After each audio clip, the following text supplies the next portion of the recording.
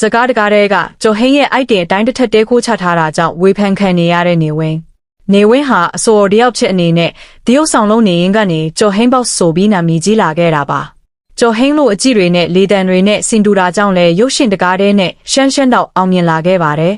နေဝင်းဟာနောက်ပိုင်းမှာလဲကျော်ဟင်းလိုဆိုကာရက်တာတွေနဲ့သာတရုတ်ဆောင်နေခဲ့တာပါအခုလိုတရုတ်ဆောင်နေရဲ့အပေါ်မှာပရိသတ်များစုကတော့ကျော်ဟင်းကိုအတုံးချကအောင်မြင်အောင်လုပ်နေတယ်လို့ယူဆပြီးသဘောမကျကြပါဘူးဒါအပြင်လက်တလုံးမှာယုံတင်ပြသမဲ့ပြောတဲ့ရုပ်ရှင်စကားကြီးမှာနေဝင်းကအကယ်ဒမီရနိုင်တဲ့လောက်ကွက်တွေကိုတရုတ်ဆောင်ခွင့်ရရှိထားပါတယ်ပြောတဲ့ရုပ်ရှင်ရဲ့နမူနာပြကွက်တွေကိုကြည့်ရသူတွေကတော့နေဝင်းရဲ့အိုက်တင်ကကျော်ဟင်းရဲ့အိုက်တင်ကိုအတူခိုးထားတယ်လို့ဆွဆွဲခံနေရတာပါ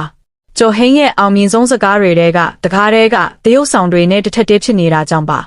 စကားပုံစံကတော့တစ်ထက်တည်းမကြပေမဲ့နေဝင်းကကျော်ဟင်းရဲ့အိုက်တင်ကိုတစ်ထက်တည်းခိုးချထားတယ်လို့ကျော်ဟင်းရဲ့စကားကိုကြည်ဖူးသူတွေကထောက်ပြနေကြပါတယ်နေဝင်းကိုကိုယ့်ရဲ့ကာရိုက်တာစစ်အမှန်နဲ့သာအောင်မြင်စေချင်တာပါကျော်ဟင်းရဲ့အိုက်တင်တွေလွှမ်းမိုးနေတဲ့တရုတ်ဆောင်တရားမဖြစ်စေချင်တဲ့အတွက်ပြင်စေချင်ကြပါတယ်ဒါပေမဲ့နေဝင်းကတော့ကျော်ဟင်းရဲ့အိုက်တင်တွေနဲ့ဒါဆက်လက်တရုတ်ဆောင်နေတုန်းဖြစ်ပါတယ်ပရိသတ်ကြီးရောနေဝင်းကကျော်ဟင်းရဲ့စကားတွေကိုကြည့်ကအိုက်တင်တွေကိုတစ်ထက်တည်းခိုးချနေတယ်လို့ထင်လားဆိုတာပြောပြခဲ့ပါဦးရှင်အားလုံးကိုကျေးဇူးတင်ပါတယ်နေ့ရက်တိုင်းအတွက်ပျော်ရွှင်ပါစေ